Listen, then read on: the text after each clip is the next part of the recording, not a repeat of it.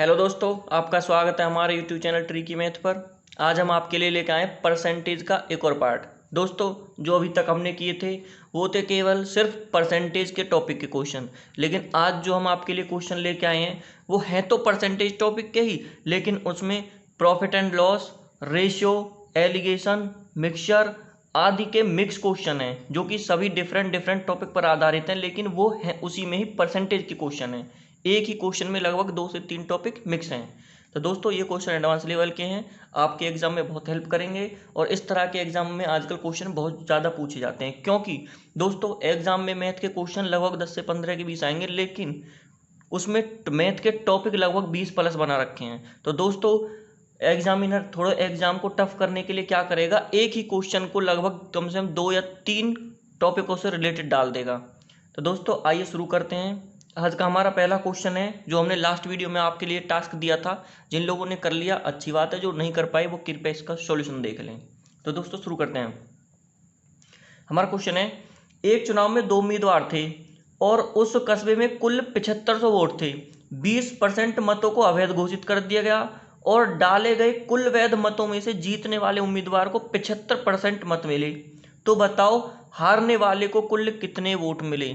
दोस्तों, आपको घबराना नहीं है बिल्कुल भी, क्योंकि ऐसा ही ये क्वेश्चन मैंने आपको पहले करवा दिया था। इसमें सिर्फ एक स्टेप एक्स्ट्रा है और मैंने आपको कहा था एग्जामिनर क्या करेगा, इसमें जो है एक ही क्वेश्चन को थोड़ा टफ करने के लिए ना, उसमें सिर्फ एक ही कॉन्सेप्ट को बार बार रिपीट कर देगा। तो दोस्तों चलिए चलते हैं। परसेंटेज का क्वेश्चन है, सिर्फ एक ही कॉन्सेप्ट पर आधारित है, और हम आज आपको बेसिक नहीं बताएंगे, क्योंकि बेसिक मैं पहले ही आपको 3-4 क्लास में रिपीट कर चुका हूँ। अब हम ट्रिक्स पर चलेंगे और थोड़ा शॉर्ट करते हुए चलेंगे एग्जामिनर को, जो कि उसमें क्वेश्चन में टाइम बचे और आपकी अच्छी प्रैक्टिस हो। तो दोस्तों क्वेश्चन कह रहा है, कस्बे में कुल 7500 वोट थे, उनमें से 20% मत जो है खराब हुए, तो दोस्तों अवैध थे। तो वैध मत कितने हुए, वैध मत हुए 80%। दोस्तों सबसे पहले हमें पता करना वैध मत थे कितने। कुल मत थे 7500। दोस्तों कुल 7500 मत थे, 7500 में से 20 अवैध हो गए, तो अवैध मत कितने हुए 80%। हम 7500 का 80% निकाल लेंगे। मैं आपको परसेंट निकालने नहीं सिखाऊंगा, क्योंकि मैं आपको पहले ही कई बार रिपीट कर चुका हूँ दोस्तों। तो ये हो गए हमारे कुल वैध मत। दोस्तों ये कुल वैध मत हैं, तो मैंने निकाल लेंगे कुल वैध मत कितने हैं। हम क्या करेंगे, इससे 0 से 0 काट देंगे, 80 गुना 75 से करेंगे। पहले यहाँ पे एक 0 आएगा, 8 5 40 का 0 से इस 4 बचा, 8 7 56 और 4 हो जाएगा 60। तो दोस्तों वैध मत हमारे पास कितने आए, वैध मत आए हमारे पास 6000। दोस्तों ये कुल वैध मत हैं जो कि वह डाले गए। अब ये कह रहा डाले गए मतों में से जीतने वाले उम्मीदवार को मिले 75% और हारने वाले उम्मीदवार को कितने मत मिले, ये पूछा है। दोस्तों ये वैध मत हैं। अब ये मत अपने आप में 100% है जो भी डाले गए थे। इसमें से क्या हुआ, जीतने वाले को मिले हैं 75% मत, ठीक है दोस्तों, और हारने वाले को मिले हैं कुल 45% मत। तो इसने पूछा हारने वाले को कुल कितने मत मिले, तो हमें दोस्तों करना क्या है, सिर्फ यही तो करना, कुल मत का 45% बताना। तो कर देंगे हम दोस्तों, आपको बता कैसे परसेंटेज निकालना है। तो क्या करना है, 6000, हम 6000 का 45% निकालेंगे, बट्टे में 100, 2 0 से 2 0 काट देंगे, अब 60 की हम गुना 45 से करेंगे, 0 6 पंजे 30 का 0, शेष बचा 3, 6 6 24 और 3 27। दोस्तों हारने वाले उम्मीदवार को कुल कितने मत मिले, 2700 वोट मिले, ठीक है दोस्तों। अगर यदि पूछता कि जीतने वाले को कुल कितने मत मिले, आप इसको 6000 में से घटा लो तो भी जीतने वाले के मत मिल जाएंगे, या फिर आप क्या करेंगे, इसकी 45 की जगह इस पर 55 रख लेंगे तो भी जीतने वाले के मत मिल जाएंगे, ठीक है दोस्तों। तो हम चलते हैं अपने नेक्स्ट क्वेश्चन की ओर। तो दोस्तों हमारा नेक्स्ट क्वेश्चन है, एक कक्षा में लड़के व लड़कियों की संख्या का अनुपात 3:2 है। यदि उनमें से 20% लड़के तथा 30% लड़कियां बालिग हैं, तो कक्षा में कुल कितने विद्यार्थी नाबालिग हैं। दोस्तों पूछ रहा कक्षा का अनुपात जो है 3 और 2 का है। दोस्तों मैंने आपको बताया था कभी भी अनुपात में या गुनागुनी में हो या कोई संख्या ना दे रखी हो, तो सबसे ज़्यादा परसेंटेज के एग्जाम में हमारे लिए आसान होता है 100% मानना, ठीक है दोस्तों। तो हम मान लेते हैं 3 और 2 का अनुपात है लड़के लड़कियों का।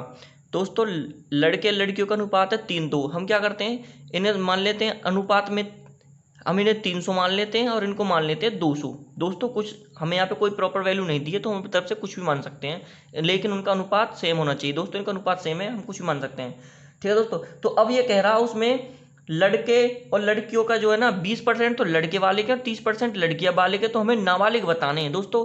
यदि इसमें से 20% लड़के बालिग है तो नाबालिग लड़के कितने हो जाएंगे? 80%। नाबालिग लड़के हो जाएंगे 80%। हम 300 का 80% निकालेंगे, 300 का 80%। दोस्तों ये हो गए नाबालिग लड़के। और यदि लड़कियों की बात आती है, नाबालिग लड़कियां कितनी हैं दोस्तों? नाबालिग लड़कियां थी, अगर बालिग 70-30% है तो नाबालिग हो जाएंगे हमारे पास 70%। हम इसका 70% निकाल देंगे। ठीक है दोस्तों, कर लेंगे सॉल्व। 2 जीरो से इसकी 2 जीरो काट देंगे, 8 से 24, ये हो जाएगा हमारे पास 240। 2 जीरो से 2 जीरो काट देंगे हम, 7 दूनी 14, ये हो जाएगा हमारे पास 140। तो ये पूछा दोस्तों, अब इनका कुल, इन्होंने पूछा कुल नाबालिग कितने हैं। कुल नाबालिग को हम दोनों को आपस में जोड़ देंगे, ये हो जाएंगे हमारे पास कुल नाबालिग कितने हो जाएंगे दोस्तों? ये हो जाएंगे हमारे पास 380। 380 जो है नाबालिग विद्यार्थी हैं। इसने हमसे परसेंटेज में पूछा है, तो दोस्तों हम परसेंटेज निकाल देंगे। ये वो हैं जो जिनके बारे में पूछा गया। कुल कितने हैं? 300 लड़के हैं, 200 लड़कियां हैं, तो दोस्तों कुल हमारे पास हो जाएंगे 500।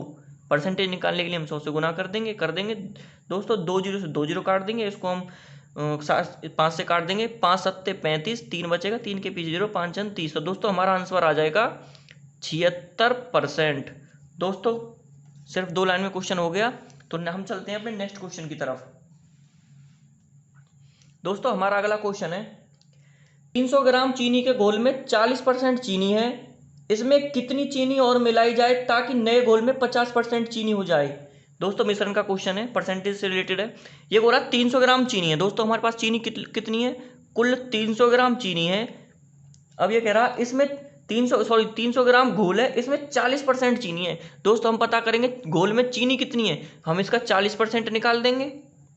300 ग्राम घोल है, उसमें 40% चीनी है, हमें पहले चीनी पता करनी, चीनी घोल में है कितनी। हम 2 जीरो 2 जीरो काट देंगे, 3 चौक 12। तो दोस्तों घोल में चीनी है कुल 120 ग्राम।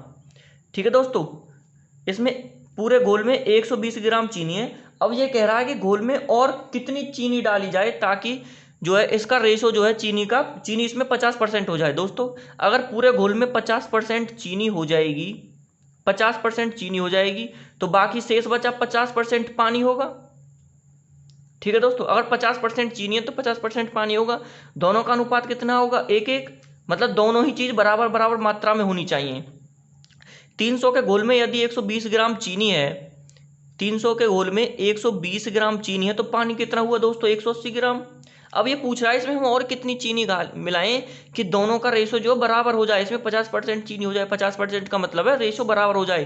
तो दोस्तों सिंपल दिख रहा है, हमारे पास 180 ग्राम पानी है, 120 चीनी है, तो यदि हम इसमें 60 ग्राम और चीनी मिला देंगे तो दोनों चीज हमारे पास 180 ग्राम की पूरी बराबर बराबर हो जाएंगी। तो दोस्तों हमारा आंसर आएगा 60 ग्राम चीनी। दोस्तों इसमें यदि हम 60 ग्राम चीनी और मिलाएंगे तो हमारा जो है पूरा घोल बराबर हो जाएगा। ठीक है दोस्तों, अब चलते हैं हम अपने नेक्स्ट क्वेश्चन की तरफ। दोस्तों हमारा नेक्स्ट क्वेश्चन है, 50 ग्राम एल्कोहल की मात्रा में 9 ग्राम शेविंग लोशन में कितने ग्राम पानी और मिलाया जाए ताकि एल्कोहल की मात्रा 30% हो जाए? दोस्तों 50 ग्राम एल्कोहल की मात्रा में 9 ग्राम शेविंग लोशन है।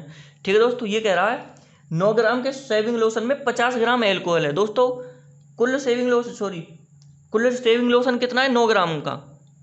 टोटल 9 ग्राम का जो है शेविंग लोशन है।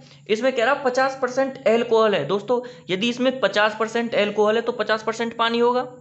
ठीक है दोस्तों, यदि हम इसका 50% निकालें, 50% का मतलब होता है आधा, यदि 9 का हम आधा करें तो हमारे पास आया 4% एल्कोहल, 4.5%। ठीक है दोस्तों, तो 4.5% क्या होगा? 4.5% होगा पानी। तो मिश्रण में 4.5% पानी होगा। अब ये कह रहा कि इसमें और कितना पानी मिलाया जाए ताकि एल्कोहल की मात्रा रह जाए 30%। दोस्तों यदि इसमें हम मान लेते हैं यह है एल्कोहल, दोस्तों इसे हम एल्कोहल मानते हैं, इसे मान लेते हैं पानी, वाटर। ठीक है दोस्तों, ये है हमारे पास एल्कोहल की मात्रा, ये है पानी की मात्रा, दोनों बराबर बराबर है। अब ये कह रहा है इसमें कितना और पानी मिला जाए। मिलाना क्या है? पानी मिलाना है, तो हम पानी की जगह मान लेते हैं x प्लस कर लें। ठीक है, पानी कितना मिलाना हमें नहीं पता, तो हम इसे ले लेंगे x, बराबर में रख लेंगे। अब पानी मिलाने के बाद इनकी मात्रा वो कितनी चाहता है? वो चाहता है कि हमारे पास एल्कोहल हो जाए 30%। दोस्तों वो चाहता है एल्कोहल रह जाए हमारे पास सिर्फ 30% और बाकी शेष रह जाए पानी। पानी फिर कितना रह जाएगा दोस्तों? 70% रह जाएगा। यदि हम दोनों का अनुपात निकालें तो दोनों का अनुपात आ जाएगा 3:7 का। तो दोस्तों यही कहना चाहता है कि इनका मिश्रण का जो अनुपात है वो हो जाए 3:7 का। ठीक है दोस्तों, समीकरण बन गया, हम सॉल्व कर लेते हैं। यदि हम 7 की गुना 4.5 से गुना करते हैं एक बार, तो गुना कर लेते हैं हम, 5 सत्ते 35 का 5 का, शेष हमारा 3 बचा, 7 चौक 28 और 3 हो जाएगा 31। दोस्तों एक अक्षर के बाद पॉइंट है तो हम एक अक्षर के बाद पॉइंट दे देंगे। ये संख्या यहाँ से उठ के पूरी वहाँ चली जाएगी। अब इसके साथ गुना होगी तो हम इसके साथ गुना कर लेंगे। 3 पंजे 15 का 5 का शेष 1 बचा। 3 चौक 12 और 1 13। दोस्तों एक अक्षर के बाद पॉइंट लगा देंगे। प्लस में 3 की गुना x से करेंगे तो आ जाएगा 3x। ठीक है दोस्तों। अब ये दोस्तों यहाँ भी प्लस का, ये भी प्लस का। यदि हमको 3x निकालना है तो ये संख्या उस तरफ जाएगी। ये 3.5 यहाँ प्लस का, इधर जाके माइनस का हो जाएगा। यदि हम 3.5 यहाँ लाके इसमें से घटाएंगे तो शेष हमारे पास कितना बचेगा? 31 में से हम 13.5 घटाते हैं तो दोस्तों हमारे पास बचेगा 18। यहाँ रह जाएगा ये 3x बराबर। ठीक है दोस्तों। 31.5 में से हम 13.5 घटाते हैं तो हमारे पास रह जाएगा 18। अब यदि हमें x की वैल्यू यहाँ निकालनी है तो हमारे पास x आ जाएगा 18/3 आ जाएगा। हम 3 से इसे डिवाइड कर देंगे दोस्तों, हमारे पास x की वैल्यू आ जाएगी 6। x आ जाएगा हमारे पास 6। तो दोस्तों x क्या था? x माना था हमने मिलाने जाने वाला पानी। तो हमें पानी कितना मिलाना है? x litre. x का मान आया 6। तो दोस्तों हमें कुल कितना पानी मिलाना है इसमें? 6 ग्राम। सॉरी दोस्तों ग्राम में है, 6 ग्राम हमें पानी इसमें मिलाना होगा। ठीक है दोस्तों। तो हम चलते हैं अपने नेक्स्ट क्वेश्चन की तरफ। दोस्तों हमारा क्वेश्चन है, यदि 7% लवण वाले 12 लीटर घोल को उबालकर 4 लीटर पानी वाष्पित कर दिया जाए तो शेष बचे घोल में लवण का परसेंट क्या होगा? दोस्तों ये कहना चाहता है, एक हमारे पास घोल है, 12 लीटर का घोल है जिसमें 7% तो लवण है। अब ये कह रहा है यदि उसे उबालकर 4% पानी वाष्पित कर दिया जाए तो शेष बचे घोल में लवण की मात्रा क्या होगी? दोस्तों चलते हैं क्वेश्चन की तरफ। 12 लीटर का घोल है, इसमें 7% लवण है। यदि हम लवण की हम पहले हमें मात्रा ज्ञात करनी है, मात्रा उसकी कितनी है। यदि हम 12 का 7% हम निकालें दोस्तों, निकाल लेते हैं। 12 सत्ते हो जाएगा 84.84। दोस्तों 12 लीटर में से हमारे पास कितना है? 0.84 लीटर। ये क्या लवण की मात्रा होगी दोस्तों? लवण की मात्रा हो जाएगी हमारे पास 0.84 लीटर। अब ये कह रहा है यदि इसमें से 4 लीटर पानी वाष्पित कर दिया जाए तो शेष बचे घोल में लवण की क्या मात्रा क्या होगी? दोस्तों पहले हमारे पास घोल कितना था? घोल था 12 लीटर। अब ये कह रहा है इसमें से 4 लीटर जो है पानी वाष्पित कर दिया जाए। यदि हम इसमें से 4 लीटर पानी उड़ा दें तो पानी हमारे पास शेष कितना बचेगा? दोस्तों इस घोल में पानी बचेगा, सॉरी घोल बचेगा कुल 8 लीटर का।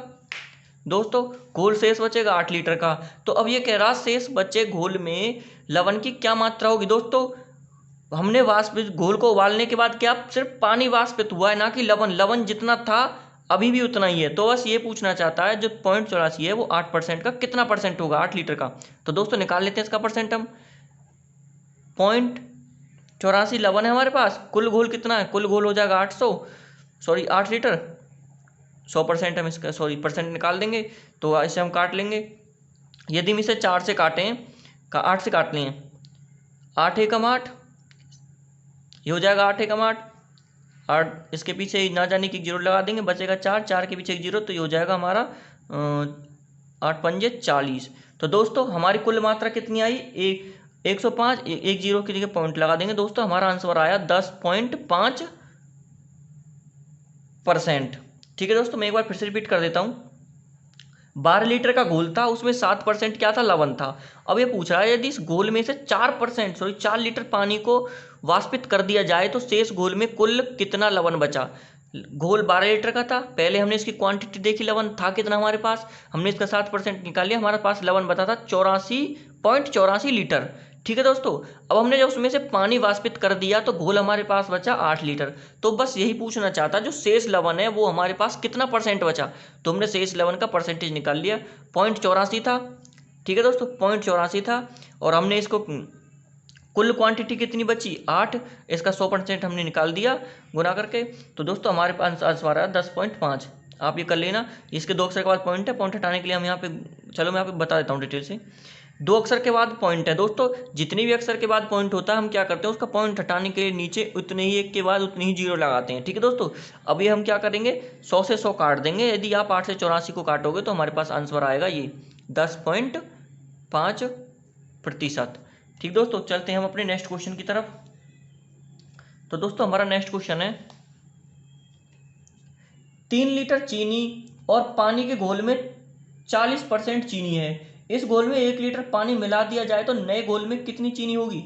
दोस्तों वैसा ही क्वेश्चन है, बोल रहा है 3 लीटर चीनी और पानी के घोल में। दोस्तों पानी का एक घोल है, मिश्रण है, घोल कितना है 3 लीटर का, इसमें 40% चीनी है। दोस्तों हम इसका 40% निकाल लेंगे पहले तो, 1 जीरो से 1 जीरो कट जाएगा, 3 चौक 12।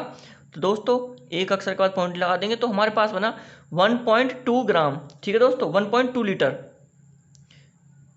1.2 लीटर इसमें क्या चीनी है फिलहाल। घोल कितना था, घोल था 3 लीटर का। अब ये कह रहा है यदि इसमें 1 लीटर और पानी मिला दिया जाए तो कितने प्रतिशत चीनी होगी। दोस्तों इसमें हम कह रहा, पहले घोल था 3 लीटर का, अब कह रहा इसमें 1 लीटर और पानी मिला दिया जाए तो। दोस्तों यदि इसमें 1 लीटर और पानी मिला देते हैं तो चीनी तो जितनी थी उतनी रहेगी अभी भी, क्योंकि हमने पानी मिलाया है। मात्रा सिर्फ घोल की बढ़ जाएगी। घोल पहले 3 लीटर था, अब घोल हो जाएगा 4 लीटर। सेम क्वेश्चन है, हम इसका दोबारा परसेंटेज निकाल देंगे कितना होगा। तो दोस्तों 1.2 लीटर चीनी हो जाएगी। घोल कितना, पहले 3 था, घोल हो जाएगा अब 4। अब इसका हम परसेंटेज निकालेंगे, 100 से गुना करेंगे। एक अक्षर के बाद पॉइंट है तो हम क्या करेंगे, गुना में 10 लगा देंगे। 1 जीरो से 1 जीरो काट देंगे, 4 से इसको काट देंगे 3 पे, तो 3 ढाई 30। दोस्तों अब कितनी परसेंट रह जाएगी, इसकी 30% मात्रा रह जाएगी हमारे घोल में। ठीक है दोस्तों, तो हम चलते हैं अपने नेक्स्ट क्वेश्चन की तरफ। दोस्तों हमारा नेक्स्ट क्वेश्चन है, ये कह रहा है यदि दो संख्याएं एक तीसरी संख्या से क्रमशः 30 और 40% अधिक हो तो दूसरी संख्या का कितना प्रतिशत पहली संख्या होगी। दोस्तों आपको क्वेश्चन को ध्यान से समझना है, जितना इजी आपको क्वेश्चन देखने में लग रहा है इतना है नहीं। दोस्तों ये कह रहा 3 संख्याएं, 1 2 3 संख्याएं। दोस्तों ये कह रहा है दो संख्याएं किसी तीसरी संख्या से 30% और 40% अधिक होगी। दोस्तों जो हमारे नए नए कैंडिडेट होंगे वो क्या करेंगे, पहली संख्या को कर देंगे 100%, दूसरी को फिर 130 और 140% कर देंगे, क्योंकि इससे 30% और 40% अधिक है। यदि आप ऐसा करोगे तो दोस्तों आपका क्वेश्चन एकदम से गलत हो जाएगा। ये बिल्कुल गलत तरीका है। ये बोल रहा है हमारे पास 3 संख्याएं, तो इसने बोला क्या, इसने बोला है दोस्तों कोई पहले 2 संख्या जो है ना तीसरी से अधिक है। ठीक है दोस्तों, तीसरी से अधिक है तो सबसे कम हमारी कौन सी होगी, इसमें सबसे कम होगी हमारी तीसरी संख्या। तो हम क्या करेंगे, तीसरी को हम मानेंगे 100%। ठीक दोस्तों, अब ये कह रहा है 2 क्रम से मतलब उसके बाद जो 2 संख्या है ना उनमें पहली 30% बढ़ी है, फिर दूसरी 40% बढ़ी है। तो दोस्तों अब बची हुई इनमें पहली वाली क्या कितनी बढ़ी है, तो इसमें पहली बची हुई दोनों में ये 30% बढ़ी है तो ये हो जाएगी 130, अगली वाली 40% बढ़ी है तो ये हो जाएगी 140। तो दोस्तों ये बनेंगी हमारी 3 संख्याएं एक्चुअल। तो दोस्तों अब ये पूछता है क्वेश्चन क्या कहता है, क्वेश्चन कह रहा है दूसरी संख्या का कितना प्रतिशत पहली संख्या है। दोस्तों बहुत से कैंडिडेट हमारे जो भी नए नए सीख रहे होंगे वो यहाँ भी कंफ्यूज होंगे, उन्हें ये समझ में नहीं आएगा वो पूछ किसके बारे में रहे हैं। ये कह रहा है दूसरी संख्या का कितना प्रतिशत पहली संख्या है। वो क्या करेंगे, यहाँ पे दूसरी संख्या का परसेंटेज निकाल देंगे। नहीं दोस्तों ये दूसरी का नहीं, ये कह रहा है जो पहली संख्या है ना वो दूसरी का कितना प्रतिशत है। एक बार आप ध्यान से पढ़ें, ये कह रहा है दूसरी संख्या का कितना परसेंट पहली है, तो मतलब पहली संख्या के बारे में पूछ रहा है, पहली संख्या दूसरे का कितना प्रतिशत है। तो दोस्तों पहली संख्या इसमें कौन सी हो जाएगी, पहली संख्या हो जाएगी हमारी 130। तो मैंने आपको बताया था जिसके बारे में पूछे हम उसको ऊपर रखेंगे, हम इनका परसेंटेज निकालते हैं। तो पहली हो जाएगी हमारी 130, दूसरी कौन सी है, दूसरी हो जाएगी 140। परसेंटेज निकालने के लिए 100 से गुना कर देंगे। दोस्तों इसे सॉल्व कर लेंगे हम। दोस्तों 0 से 0 कट जाएगा, 13 गुना 100 हम करेंगे तो ये जाएगा हमारे पास 1300। अब हम 1300 को जब हम 14 से भाग कर देंगे तो दोस्तों कर लेते हैं सिंपल भाग, 14 निम्मा हो जाएगा हमारे पास 126, शेष बचेगा 4, 4 के पीछे 1 जीरो हो जाएगी तो हमारे पास 14 दूनी 28, 14 30 42 ज़्यादा हो जाएगा तो दोस्तों ये हो जाएगा 14 दूनी 28। ठीक है दोस्तों, शेष बचेगा 12, तो ये हो जाएगा हमारे 92 सही 12/14। इसे 1 और 2 से काट लेंगे हम, ये हो जाएगा 6/7। दोस्तों हमारा राइट आंसर हो जाएगा 92 सही 6/7। ठीक है दोस्तों, यदि आप इसको पॉइंटर में करना चाहो तो इसे पॉइंटर में कर सकते हो, वैसे मैं आपको बताऊँ 6/7 का मतलब होता है 0.8, हम कर लेते हैं फिर भी। दोस्तों हमारे पास जो शेष बचा 40 बचा था, यदि हम शेष बचा था हमारे पास 12, इसमें 1 जीरो इसके पीछे और आ जाएगी, हम 12 14 का पार्ट फिर एक बार और पढ़ेंगे तो 14 अट्ठे हो जाएगा हमारा पास 112, शेष 8 बचेगा। तो दोस्तों लगभग हमारे पास आएगा 92.8 और कुछ इससे थोड़ा आगे आएगा, तो हमारी एक्चुअल वैल्यू हो जाएगी 92.8। तो ये दोनों आंसर हमारे ठीक हैं, जो भी ऑप्शन में हो वो आपका राइट आंसर होगा। तो दोस्तों हमारा नेक्स्ट क्वेश्चन है, यदि किसी भिन्न के अंश में 25% की वृद्धि तथा हर में 2 गुना कर दिया जाए तो 5/9 प्राप्त होता है, मूल भिन्न ज्ञात करो। दोस्तों क्वेश्चन आपको सुना सुना सा लग रहा है, क्योंकि हमने लास्ट वीडियो में ये क्वेश्चन कराया था। तो दोस्तों मैं आपको पहले बता दूं, जितना आपको आज इजी ये क्वेश्चन लग रहा है उतना है नहीं। हमारे 9 के दोस्त क्या करेंगे, तो मैं आपको बता देता हूँ। ये हम मान लेंगे एक्स और वाई भिन्न है, भिन्न होती है एक्स बटा वाई, हम एक्स मान लेते हैं बटा वाई। ये कह रहा है यदि हम अंश में 25% की वृद्धि कर दें। दोस्तों कोई भी संख्या अपने आप में होगी 100%, यदि हम उसमें 25% की वृद्धि कर दें तो वो हो जाएगा 125%। यदि हम एक्स में 125% बढ़ाएंगे तो हम क्या करेंगे, हम इसको लिख सकते हैं 125x। ठीक है दोस्तों। अब ये कह रहा है इसको हर को 2 गुना करते हैं, तो कैंडिडेट क्या करेंगे, इसमें यहाँ जगह इसे 2y लिख देंगे, क्यों y 1 है, इसको 2 गुना करेंगे तो 2y करेंगे। तो दोस्तों आपका जो है समीकरण हो जाएगा गलत, और इससे आपका पूरा क्वेश्चन का आंसर गलत निकलेगा। दोस्तों यदि हमने ऊपर क्या लिखा है, ऊपर लिखा है 125%, लेकिन हर के लिए उसने बोला 2 गुना। दोस्तों हमें दोनों चीज़ या तो ये भी परसेंट में लिखनी है, या फिर ये भी अगर गुने में लिखना है तो ये भी गुने में लिखना है, ये भी लिखना है। दोस्तों ये इसने ऊपर हर में हमने जो अंश जो है परसेंटेज में बढ़ाया है, तो हम इसको भी परसेंटेज बढ़ाएंगे। तो ये बोल रहा है 2 गुना कर दिया जाता है, 2 गुना का परसेंटेज में मतलब होता है 200%। ठीक है दोस्तों, क्योंकि कोई भी संख्या अपने आप में 100% होती है, तो दुगनी कब होगी, जब उसमें उतना ही और ऐड कर दिया जाए। 100% में 100% और ऐड करेंगे तो हो जाएगी हमारी कितनी, 200%। यदि आपको गुने में करना है, यदि आप इसे नीचे 2y लिखेंगे तो ऊपर को ये x जो है आपको अंश 1.25x लिखना होगा, जब जाके दोनों संख्या गुने में आएंगी। ठीक है दोस्तों, समीकरण ये सॉल्व होता है। तो आगे हम अपने क्वेश्चन की तरफ चलते हैं। तो यदि हम इसमें 125% इसको 2 गुना करते हैं तो हमें पद संख्या मिलती है 5/9। समीकरण मिलकर सॉल्व कर लेंगे, ये संख्या उधर जा गुना हो जाएगी, इसके डिवाइड में आ जाएगी। तो हमारे पास आएगा x बटा वाई बराबर 5/9, 200 वहाँ जाके गुना में हो जाएगा, 125 यहाँ इसके बट्टे में आ जाएगा। ठीक है दोस्तों, काट लेंगे, 5 से हम इसको काट देंगे, 25 पे 25 पंजे 125, 25 से हम इसको काटेंगे तो 25 चौका 100, 25 अट्ठे 200। तो दोस्तों ऊपर बचा 8, नीचे बचा 9, तो हमारे पास भिन्न क्या आई, 8/9। तो दोस्तों यही हमारी मूल भिन्न थी।